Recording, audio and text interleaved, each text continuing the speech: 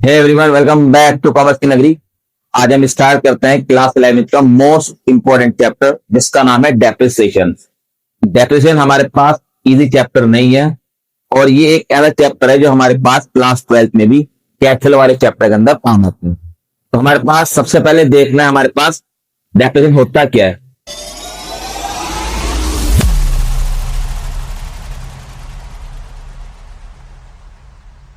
तो डेप्रिसिएशन है मेरे पास decreasing value in the asset, मतलब मेरे एसेट की वैल्यू अगर डिक्रीज हो रही है, डिक्रीज का मतलब घट रही है, तो उसे हम बोलते हैं डेप्रिसिएशन। अब मेरे एसेट की वैल्यू डिक्रीज जो हो रही है वो कैसे होगी, तो इसके हमारे पास कुछ कारण होंगे। तो सबसे पहले इसकी डेफिनेशन देखते हैं हमारे पास। Depreciation is the gradual, gradual का मतलब धीरे धीरे, एंड कंटिन्यू या परमानेंट, मतलब लगातार decrease in the value of fix asset. आप इस फिक्स एसेट लिख लो या एसेट लिख लो, बात एक ही है। तो डेप्रिसिएशन हमारे पास एक ऐसा प्रोसेस है, या हम डेप्रिसिएशन किसे कहते हैं, जब हमारे एसेट की वैल्यू डिक्रीज होती है, घटती है, ग्रेजुअल, लगातार, धीरे धीरे, उस चीज को हम क्या बोलते हैं, डेप्रिसिएशन बोलते हैं। फ्रॉम एनी कॉज, यानी किसी कारण। अब वो कारण कौन से हो सकते हैं, तो मेरे एसेट की वैल्यू लगातार धीरे धीरे घट रही है, डिक्रीज हो रही है किसी कारण, और वो कारण है सबसे पहले नॉर्मल वियर एंड टीयर। मतलब जब हम अपने एसेट को यूज करते हैं तो यूज करने से उसकी जो प्रोडक्शन कैपेसिटी है वो घटती चली जाती है, और थोड़ी बहुत टूट फूट भी होगी। तो हम किसी एसेट को लगातार यूज करेंगे, उसकी प्रोडक्टिविटी डिक्रीज होगी।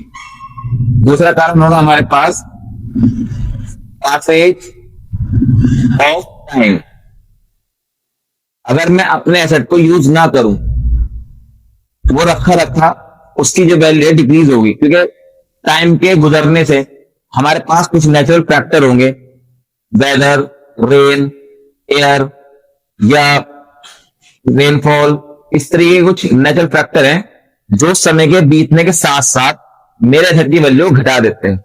लाइक आप एक न्यू मोटरसाइकिल लाए और आपने उसको लाके घर में खड़ा कर दिया और उसे एक साल तक यूज नहीं करा, तो घर में खड़े होने के साथ साथ टाइम के गुजरने के साथ साथ उसकी वैल्यू डिक्रीज होगी। तीसरा है हमारे पास एक्सपेक्टेड ऑब्सोलीसेंस।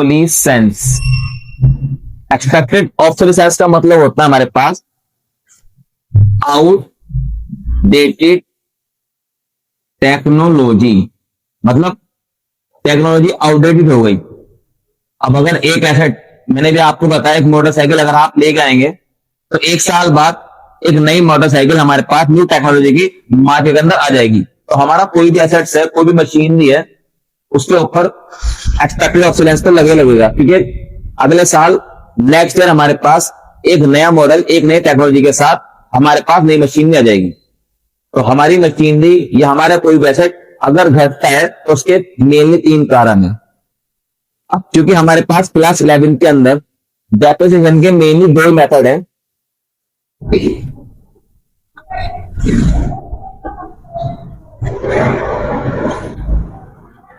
डेप्रिसिएशन के वैसे तो 8 मेथड है, लेकिन हमारे पास क्लास 11 के अंदर यहाँ पे दो मेथड है जो सबसे ज्यादा फेमस है, और दो मेथड हमें पढ़ने हैं क्लास 11 के अंदर। तो पहला मेथड है हमारे पास स्ट्रेट लाइन मेथड। इसका दूसरा नाम है हमारे पास ओरिजिनल कॉस्ट मेथड। इसका तीसरा नाम है हमारे पास फिक्स्ड इंस्टॉलमेंट मेथड। इसका तीसरा नाम है हमारे पास इक्वल इंस्टॉलमेंट मेथड। तो स्ट्रेट लाइन मेथड के हमारे पास 3 अदर नेम है। किसी भी नाम के अंदर हमारे पास क्वेश्चन आ जाएगा। क्वेश्चन के अंदर अगर कोई इंफॉर्मेशन नहीं है तो हम स्ट्रेट लाइन मेथड ही यूज करते हैं। सिंपल मेथड है, इंपॉर्टेंट मेथड है। उसके बाद हमारे पास दूसरा मेथड आता है रिटर्न डाउन वैल्यू मेथड। इसके हमारे पास 2 नाम है। एक है डिमिनिशिंग बैलेंस मेथड और इसका दूसरा नाम है रिड्यूसिंग वैल्यू मेथड।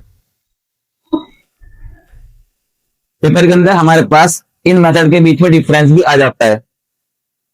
जबकि इनके अंदर से थ्योरी 100% आती है क्लास 11 के अंदर। पूरी इंडिया के अंदर कोई भी टीचर अगर पेपर बनाता है फाइनल का तो उसके अंदर हमारे पास इस चैप्टर के अंदर थ्योरी 100% डालता है। तो याद चलना थ्योरी कौन कौन सी हो सकती है हमारे पास।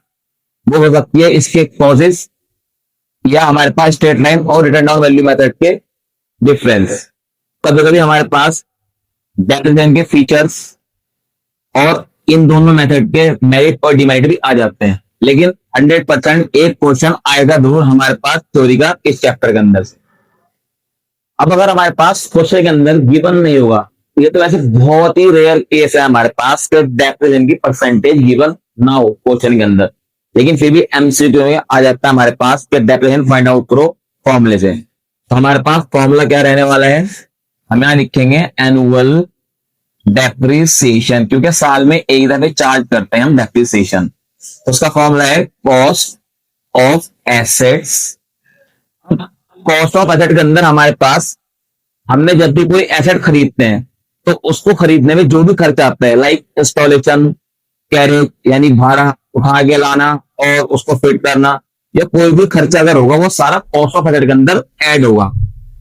माइनस करेंगे इसकी स्क्रैप वैल्यू। स्क्रैप वैल्यू का मतलब ये है हमारे पास एक एसेट एक मशीनरी हमने आज परचेज की तो हम पहले एस्टिमेट लगा लेते हैं कि 10 साल बाद, 5 साल बाद, 6 साल बाद या 20 साल बाद इसकी वैल्यू जब हम बेचते हैं कबाड़ के अंदर या इसको बेचेंगे तो उसकी जो वैल्यू होगी उसे हम स्क्रैप वैल्यू बोलते हैं। मतलब स्क्रैप वैल्यू हम कबाड़ को बोलते हैं स्क्रैप, लेकिन यहाँ स्क्रैप वैल्यू का मतलब है कि 10 साल बाद, 20 साल बाद या 5 साल बाद मेरी ये मशीनरी कितने की बिक जाएगी, तो इसलिए इसे स्क्रैप वैल्यू कहा गया है। और डिवाइड कर देंगे एस्टिमेटेड लाइफ ऑफ एसेट, मतलब एसेट की एस्टिमेट लाइफ हम पहले से एस्टिमेट कर लेंगे। तो इस फॉर्मूले से हमारे पास आ जाएगा एनुअल डेप्रिसिएशन। अब एनुअल डेप्रिसिएशन आ गया, अगर हमें रेट ऑफ डेप्रिसिएशन चाहिए तो हम कैसे निकालेंगे, यहां लिखेंगे रेट ऑफ डेप्रिसिएशन, मतलब कितना परसेंट हम डेप्रिसिएशन चार्ज कर रहे हैं।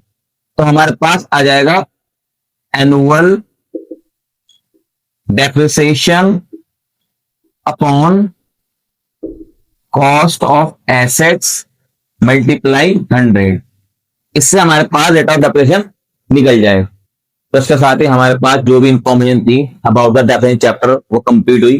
अगर आपको वीडियो अच्छी लगी तो वीडियो को लाइक करें एंड शेयर करें। मिलते हैं जल्दी न्यू वीडियो के अंदर न्यू कॉन्सेप्ट के साथ। Thanks for watching my video, have a nice day.